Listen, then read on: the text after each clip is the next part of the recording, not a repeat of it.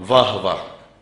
حضرت انس روایت کرتے ہیں قال نعم نبی صلی اللہ علیہ وسلم زیدن و جعفرن و ابن رواحہ للناس قبل ان یاتیہم خبرہم.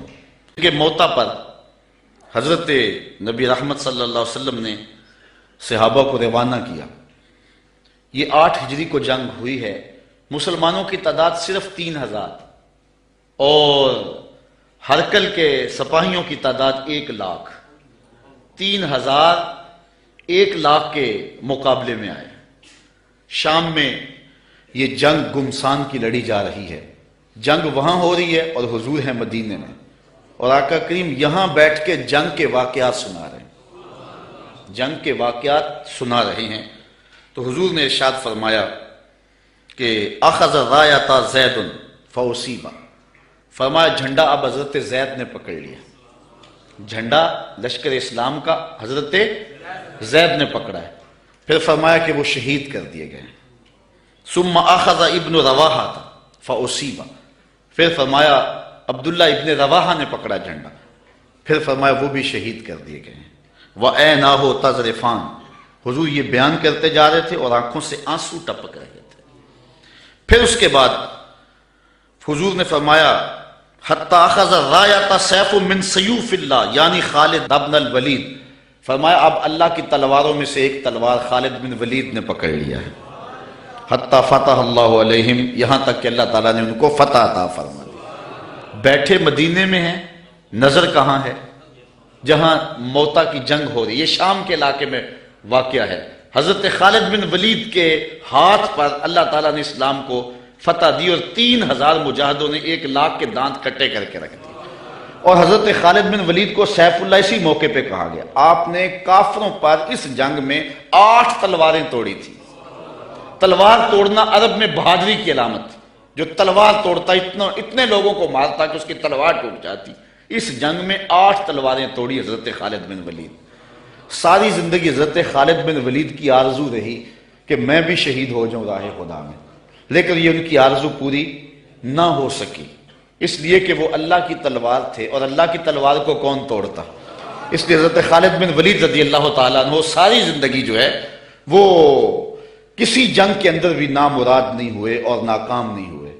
ایک موقع پر جبلہ بن اہم کے مقابلے میں حضرت خالد بن ولید تھے. اس معاملے میں مسلمانوں کی پسپائی ہوئی. حضرت خالد بن ولید کو حضرت رافع بن عمر طائی نے کہا کہ اب ہماری قضا آ گئی.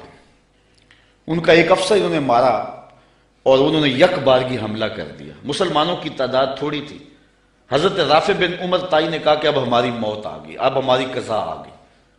حضرت خالد بن ولید نے کہا کہ واقعی مجھے بھی یوں ہی لگتا ہے، چونکہ میں کسی جنگ میں ناکام نہیں ہوا اور پسپا نہیں ہوا، لیکن آج ہم پسپا ہو رہے ہیں. اس کی ایک وجہ ہے کہ حضور علیہ السلام کے مبارک بال میرے پاس تھے اور میں ٹوپی میں سیے ہوئے تھے اور ہر جنگ میں میرے ساتھ ہوتے تھے.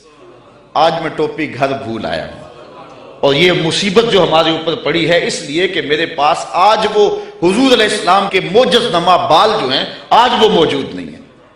لیکن بندہ مٹ نہ جائے آقا پہ تو وہ بندہ کیا ہے.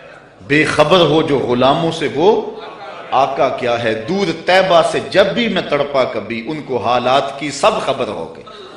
حضور حضرت ابو عبیدہ کو خواب میں ملے اور فرمایا خالد پہ مشکل بنی اور تم یہاں سو رہے ہو. وہ فوراً اٹھے اور اعلان کروا دیا.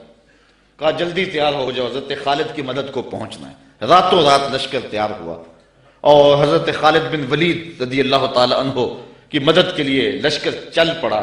انہوں نے دیکھا کہ ایک نقاب پوش سوار ہے جو لشکر سے ہٹ کر کے چل رہا ہے. امیر لشکر نے کہا کہ ذرا اس شخص کو دیکھو یہ کون ہے، کوئی جاسوس نہ ہو. جب مجاہد اس کے پاس گئے اس نے کہا کہ پیچھے ہٹ جاؤ، میں کوئی غیر نہیں ہوں، میں حضرت خالد بن ولید کی بیوی ہوں.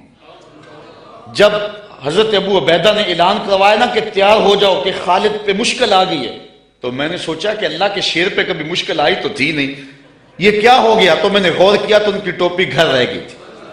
تو میں نے ٹوپی لی، میں ان کو ٹوپی دینے جا رہی. لشکر کے ساتھ ساتھ حضرت خالد بن ولید کی اہلیہ بھی چلتی رہی. حضرت خالد بن ولید ادھر محاذ پہ ڈٹے ہوئے. اچانک حضرت خالد بن ولید کیا دیکھتے ہیں کہ ایک جانب سے اللہ اکبر کی آواز آئی اور 5-6 مجاہد ہیں جو دشمن کے لشکر کو پیچھے دھکیل رہے ہیں، اور اس میں ایک نقاب پوش مجاہد بھی ہے۔ حضرت خالد بن ولید نے گھوڑے کو ایڑ لگائی اور جا کے اس کے قریب کھڑے ہو گئے، کہا جوان مجاہد تو کون ہے کہ لشکر کے جو ہے پشتے کاٹ رہا ہے؟ اس نے تھوڑا سا نقاب سرکا کے کہا انا زوجتو کا ام تمیم، میں تمہاری بیوی ام تمیم ہوں، اور تم حضور کے بالوں والی ٹوپی بھول آئے تھے، میں وہ تمہیں دینے آئی ہوں۔ تو انہوں نے وہ ٹوپی ان کو پیش کی تو اللہ نے اسی دن حضرت خالد بن ولید کو فتح عطا فرمائی۔ یہ حضور علیہ الصلوۃ والسلام کے منہ مبارک کا موقع